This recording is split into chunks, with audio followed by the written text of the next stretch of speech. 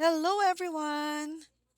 So it's December 31 po today. It's the last day of the year 2023.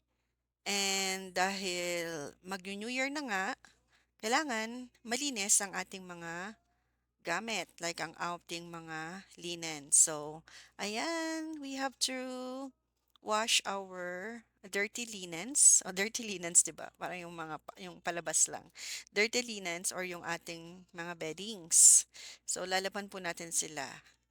Ayan, so nalabhan na nga po at nakasampay na sila sa labas. Pero yung weather po namin ngayon medyo makulimlim. Hopefully later on aaraw po siya at hindi siya uulan. Ayan. Para malinis po ang ating mga damit at ang ating mga blankets sa 2024. Ayan po silang lahat. Nalabhan na. Malinis na ang lahat. Alright. Yes, so habang naglalaba po kanina, ay naglilinis na din ako. So, ayan, dahil tapos na ang Christmas, tatanggalin na natin yung ating maliit na Christmas tree. At aayusin ko na rin yung mga nagkalat na mga toys at yung mga boxes na ginawang bahay-bahayan ng aking Junakis. So, ayan, pinagtagpi-tagpi po niya yung mga boxes at ginawa niyang kanyang bahay-bahayan. And then, of course, papalit din po tayo ng kurtina. Ayan, at natanggal ko na rin yung mga sofa cover. So, bare na po yan na na-vacuum ko na rin po para malinis na siya. At ready na siya sa bagong sofa cover na ilalagay ko mamaya. And then, yung floor, magmamap na ako later on. Ayan. And then dyan, ang daming mga nakatambak na papel sa aking printer at dyan sa harapan ng aming TV. So, lilinisin ko po yan lahat mamaya. Ayan po. Super daming papel. Okay. Ayan. And then, syempre, hindi lang tayo sa labas, hindi lang sa loob tayo maglilinis. Pati din po doon sa labas ng ating bahay. Yes. So, ayan, magwawalis-walis po ako mamaya dyan. At syempre, yung mga nakatambak na mga kahoy dyan sa labas. Ayan. So, ilalagay ko lang po sila sa isang sako. Or maybe, baka magbo-bonfire po kami mamayang gabi. So, ayan. Naka-ready na po siya. And then, yan po is tubig para sa pandilig ng mga halaman. Okay?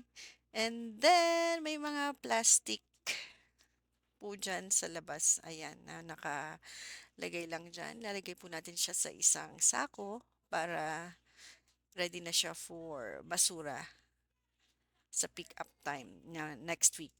Ayan, para malinis po lahat. Alright, and then magtatanggal din po tayo ng mga konting damo dyan sa mga stairs. Ayan, dito naman, okay naman po siya. Malinis-linis. So, okay na po dito banda.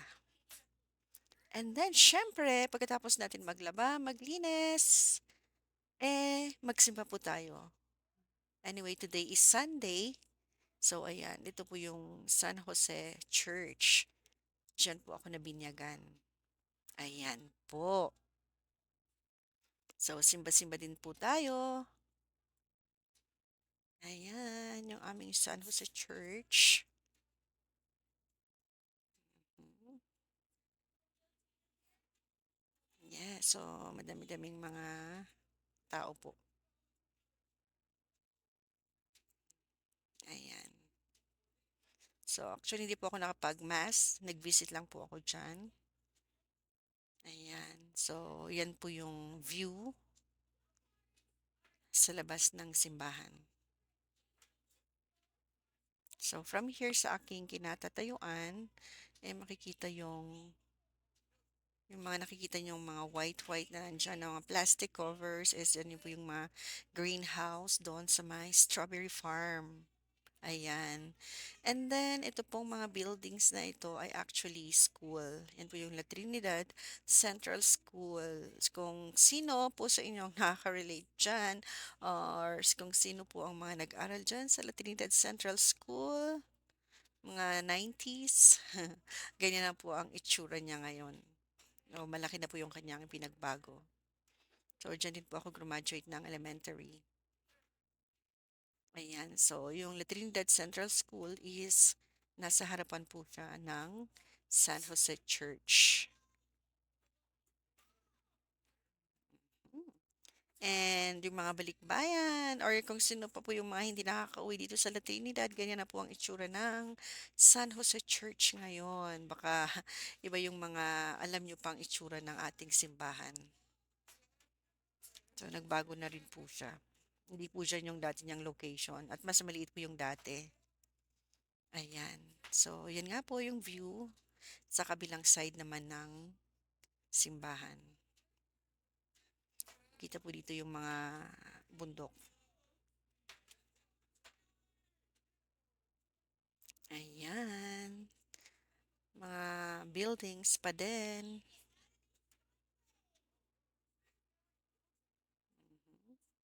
So, dito po yung poblasyon.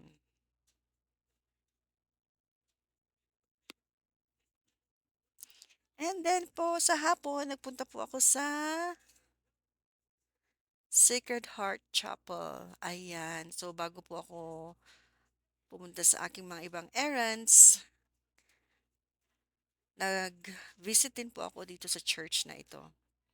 So, ito po sa may Camp 5. So, nagbago na rin po yung kanyang itsura sa mga hindi pa po nakakadalaw dito na taga dito naman sa La Trinidad. So, ganyan na po yung itsura ng ating Sacred Heart Chapel. Nag-renovate po sila.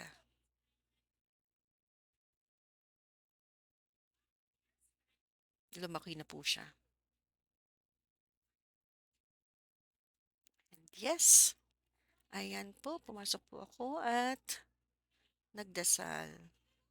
So, kanina sa may San Jose kanang umaga, and ngayong hapon po, dito naman po ako ngayon sa Sacred Chart Chapel. And so, after magsimba, bayad-bayad muna tayo ng ating mga bills. Ayan. So, nagbayad po ako ng aking Wi-Fi at ng aking credit card. So, bago po tayo bumili ng ating panghanda, ay magbayad na muna tayo ng ating mga bills para wala na tayong problema sa January 2024. Everything is paid. Bayad na rin po ang aking electric bill at ang aking mga water bill. So, okay na po tayo sa ating bills. And then, tapos magbayad ng bills, ay bibili na po tayo ng mga grocery. Mag-grocery shopping na po tayo. So, konti lang naman po yung bibilihin ko ngayon kasi nakapag-grocery naman na po kami yung nakaraang araw. Yung bibilihin ko na lang ngayon ay yung mga wala po sa bahay. So, konting-konti lang naman. Hindi na ako bibili ng mga panghanda kasi nakabili na rin po kami. Yung mga kung anong anik-anik na lang po yung bibilhin ko today. Ayan, so dito po ako sa may Chongsan na grocery. So after ko magbayad ng bills sa Save More, ay sa Chongsan naman ako mag-grocery. Yes, so hindi po masyadong maraming tao ngayon. Nakapag-grocery na po yata ang lahat. Kaya yan, konti na lang. Hindi na sobrang haba ng pila. Unlike nung past few days, super duper haba ng pila sa cashier. Yeah, pero ang dami na ring mga empty na shelves dahil ang dami nga pong bumili ng kanilang mga panghanda. So, ayan, may mga empty shelves na sila ng bread. And yes, yan lang po yung binili ko nowadays. And yan lang po yung nabili ko now. So, Cheeria. Yeah, ayan. So, bumili rin po ako ng buko. Yan po ang request ng aking mudra. Gusto niya lang uminom ng buko juice. Ayan. So, bili po tayo. Bilang po tayo ng dalawa kasi mabigat siya. And then after ng buko, bili rin po tayo ng liampo sa may baliwag. Panghanda mamaya. Ayan, sarap-sarap ng liampo. And then, dahil may natira pa tayong budget, ay tingin-tingin din po tayo ng pwede nating bilhin para sa aking Junakis na torotot. Ayan, tingin nga tayo kung anong maganda dito. Yes, ayun, ang kulay. Super colorful ng kanilang mga binebentang mga torotot. And syempre, hindi lang mga torotot ang nandyan. So, may mga binibenta ding mga parang ano na yan, mga hair clip na ducklings. Yes. And you know what? That's 50 pesos daw po, sabi ni ate. Yeah, pero ang dami-dami na pong mga gumagamit niyan at nilalagay talaga sa kanilang hair. Yes. So, ito po yung mga maliliit na turotot.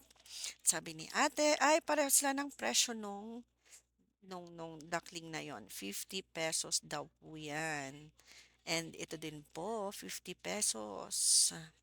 50-50. At itong medyo medium size. So, small yung mga una-una. Ito naman is yung medium size. That's 100 pesos.